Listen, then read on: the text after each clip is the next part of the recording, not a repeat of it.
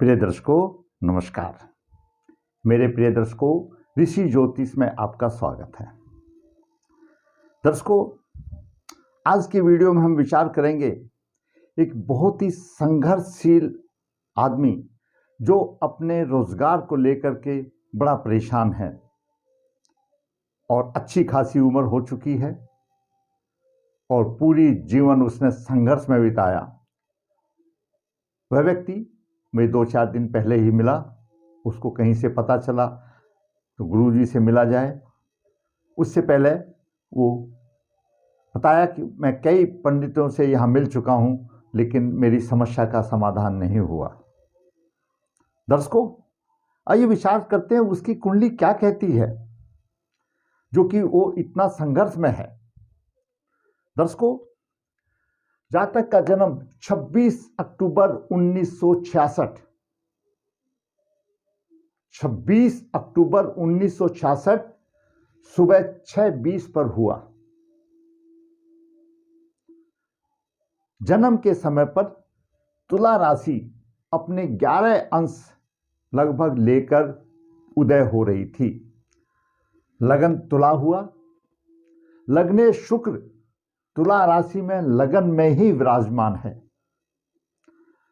उसके साथ लगन में सूर्य 8 डिग्री लेकर है, केतु 23 डिग्री लेकर के विराजमान है। द्वितीय भाव में वृश्चिक राशि में बुध 2 डिग्री लेकर 43 मिनट लेकर विराजमान है। तृतीय भाव में धनु राशि, चतुर्थ भाव में मकर राशि, पंचम भाव में कुंभ राशि, छठे भाव में मीन राशि की रचना बनी और सप्तम भाव में मेष राशि, अष्टम भाव में वृश्चिक राशि, नवम भाव भाग्य भाव में मिथुन राशि, दसम भाव जो कर्म भाव है, सम्मान का भाव है, प्रवृत्ति का भाव है, उसमें कर्क राशि की स्थापना बनी।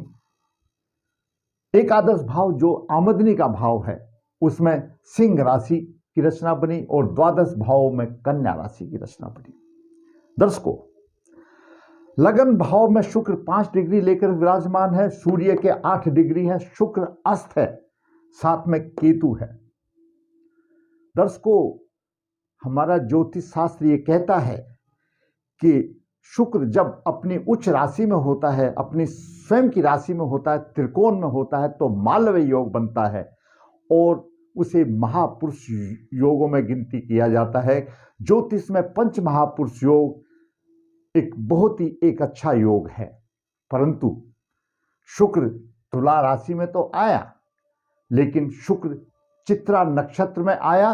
चित्रा नक्षत्र का स्वामी मंगल एकादश भाव में राहु से पीड़ित है और शुक्र स्वयं अस्त है, तो मालव्य योग की धज्जियां उड़ गई, कोई फायदा नहीं हुआ। मालव्य जब कुंडली में लगन ही अस्त है तो बचा क्या। इसलिए पहले ही कहा जाता है कि कुंडली में सबसे पहले लग्न और लग्नेश की स्थिति देखना अनिवार्य है।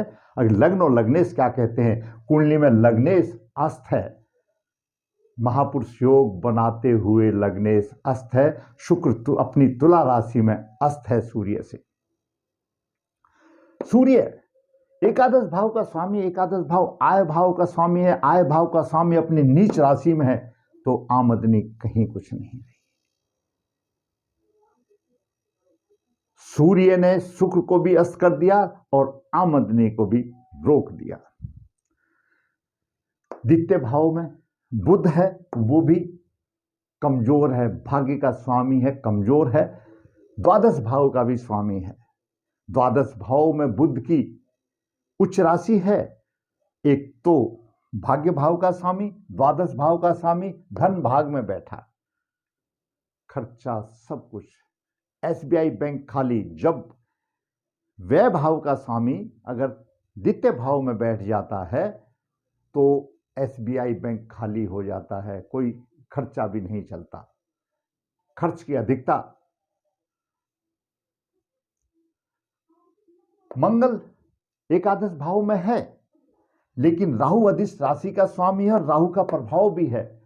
मंगल भी सिर्फ हैंड टू माउथ दे रहा है, क्योंकि एकादश भाव का स्वामी सूर्य नीच राशि में हो गया, मंगल राहु से पीड़ित हो गया, आमदनी भी कम। गुरु तुला लगन के लिए अकारक है, गुरु की दूसरी राशि, एक राशि तृतीय भाव में है, एक राशि छठे भाव में है, तो तुला लगन के लिए गुरु एकारक है। अपनी उच्च राशि में है, गुरु पुष्य नक्षत्र में है। पुष्य नक्षत्र का स्वामी शनि यहाँ पर छठे भाव में मृत अवस्था में है, 0:31 लेकर के बैठा हुआ, एक अंश भी पूरा नहीं है। इस कुंडली में शनि योग कारक है, एक त्रिकोण और केंद्र का स्वामी है, और शनि छठे भाव में मृत अवस्था में है। दसम भाव का स्वामी चंद्रमा 1 डिग्री लेकर के शनि के साथ विषयोग में शामिल हो गया। अब देखिए दर्शकों, गुरु सिर्फ उच्च राशि में है, थोड़ा सा काम चला रहा है, थोड़ा सा व्यवसाय दे रहा है, क्योंकि परिश्रम भाव का, पराक्रम भाव का स्वामी दसम में है, मेहनत से कर रहा है। ये जातक एक मजदूरी जैसा काम कर रहा है, इतनी मेहनत कर रहा है, गुरु मेहनत करा रहा है, कम फायदा हो रहा, आमदनी कम हो रही है, और इतनी लंबी आयु में उसको बच्चों का पेट पालना बड़ा मुश्किल हो रहा है। बच्चे शादी के लायक हो रहे हैं, हैंड टू माउथ है, क्या करेगा, कितना संघर्ष में जीवन जातक व्यतीत कर रहा है। इस कुंडली में सबसे बड़ा कारण आमदनी के भाव का स्वामी का सूर्य का नीच अवस्था में हो जाना, लग्नेश शुक्र जो मालव योग बना रहा है उसका अस्त हो जाना, और गुरु की दसम भाव में उच्च राशि का कोई प्रभाव नहीं है। शनि और दशमेश की युति छठे भाव में मृत अवस्था में हो जाना, दोनों ग्रह मृत अवस्था में है। ये चंद्र शनि विष योग सबसे बड़ा इस कुंडली में कारण बना। अगर यही युति यहाँ कहीं होती, चतुर्थ भाव में होती, तो कितना उत्तम होता, जातक को मजा आ गया होता। अगर शनि चंद्र का ये युति यहाँ दसम भाव में होती तो कितना अच्छा होता, लेकिन नहीं। दर्शकों, हर आदमी को पूर्व जन्म के किए हुए कर्मों का आधार के ऊपर ही इस जन्म में कुंडली की रचना बनती है, तो कर्म तो भोग करना पड़ेगा। यह जातक पूरी जिंदगी इसने निकाल दी संघर्ष में मेहनत अधिक, आमदनी कम, दो महापुरुष योग का कोई फायदा नहीं हुआ। जातक का जन्म बुधवार को शुक्ल पक्ष 12 को हुआ, शुक्ल पक्ष का चंद्रमा है, लेकिन मृत अवस्था में कोई फायदा नहीं। नक्षत्र भी अच्छा, पूर्व भाद्रपदा नक्षत्र 4 में हुआ, सब चीज ठीक है, सिर्फ योग व्याघात में हुआ कि व्याघात के स्वामी यम है, प्रबल पितृदोष बना। और जातक की अभी आयु आप ये देखिए कितनी हो गई, 66 का जन्म जातक का, अभी 56 साल के करीब उसकी आयु हो गई। इतना संघर्ष में, जब से भी वो कमाने लगा है संघर्ष में ही गया, पूरी जीवन निकाल दिया। हो सकता है उसके कष्टों का भी निवारण आ गया हो, क्योंकि समय से पहले भाग से ज़्यादा किसी को कुछ नहीं मिलता है। हम सिर्फ मार्गदर्शन करते हैं। हमने उसकी ग्रहों की स्थिति का बताया कि उसको व्यवसाय में कितनी तकलीफ आ रही है। अब तकलीफ का विचार तो मैंने आपके साथ किया, अब आइए इसमें हम जातक का मार्गदर्शन किस प्रकार कर सकते हैं, ताकि ऐसी कुंडली वाले और भी जातक अगर हों तो उसका फायदा उठा सकते हैं। दर्शकों, लग्नेश का नग उसको पहनना है, पंचमेश का नग पहनना, भाग्येश का नग पहनना, 3 नग उसको पहनने हैं। लग्नेश का, भाग्येश का, शुक्र का, शनि का, बुध का, तीनों नग उसको गले में पहनने हैं। उसका भाग्य उज्जवल होगा। सूर्य से शुक्र बलवान अवस्था में होगा, 3 नग उसको धारण करने हैं। उसके बाद दर्शकों, सूर्य को उदय होते हुए उसने विधिवत जल देना है। सूर्य को जल देने के बाद दूसरा जल उसने 1 लोटा दक्षिण दिशा में पितरों को तृप्तांजलि देना है, काले तिल डाल करके 2 बूंद गंगा जल डाल करके। तीसरा लोटा उसके बाद उसने तुलसी को देना है। 3 लोटे जल उसने सुबह नहा धो करके सूर्य उदय के 1 घंटे के अंदर देना है, और 3 रत्न उसने धारण करने हैं। रत्न धारण करने में ठीक है पैसा लगेगा, जब तक वो उपरत्न धारण करे।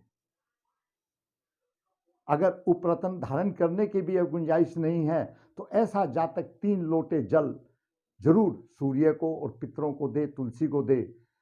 अगर उसने रत्न धारण किया, 3 लोटे जल ये विधिवत दिया, मैं आपको विश्वास दिलाता हूं उसको 3 महीने में ही उसको कुछ ना कुछ प्रभाव दिखाई देने लग जाएगा। ये मेरा अनुभव कहता है। उसके बाद जब उसकी समर्थ अच्छी होती है तो इन दोषों का निवारण कराए, पितृदोष का निवारण कराए, अवश्य फायदा होगा। जो तकलीफ उसने पाई भाई, कम से कम अब बचा हुआ जीवन तो उसका संवर जाएगा।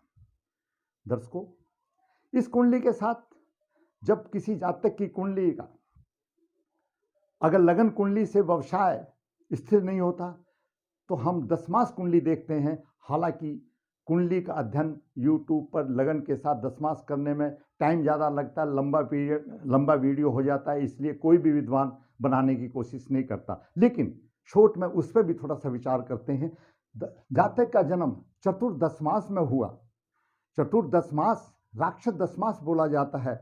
ऐसे 10 मास में जन्म होने वाले जातक की मति भ्रम हो जाती है, वो तस्करी चोरी की तरफ गलत इल्लीगल काम करता है, वही जातक कर रहा है। इल्लीगल काम कौन करेगा? जिसका पेट नहीं भरेगा वो इल्लीगल काम करेगा, वो चोरी करेगा, पेट तो भरेगा ना। तो जातक का जन्म चतुर्दश मास में हुआ और लगन में चंद्रमा नीच का है, शुक्र शनि राहु है, कहां से उसको स्थिरता जॉब में मिलेगी? तो मैंने आज आपके लिए लगन के साथ 10 मास कुंडली का भी विवरण बताया, क्यों उसकी समस्या 10 मास कुंडली का भी देखने से ही होगी। वर्ग कुंडली जब तक नहीं देखेंगे तो पूर्ण समस्या नहीं दूर होगी। दर्शकों, मैंने इस छोटे से वीडियो में उस जातक का भी मार्गदर्शन किया, आपका भी मार्गदर्शन किया।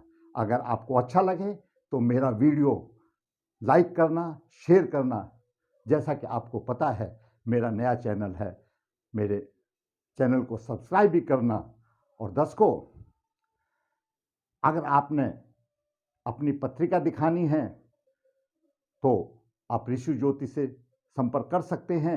ऋषि ज्योतिष में हाथ से पत्रिकाएं लिखी जाती हैं।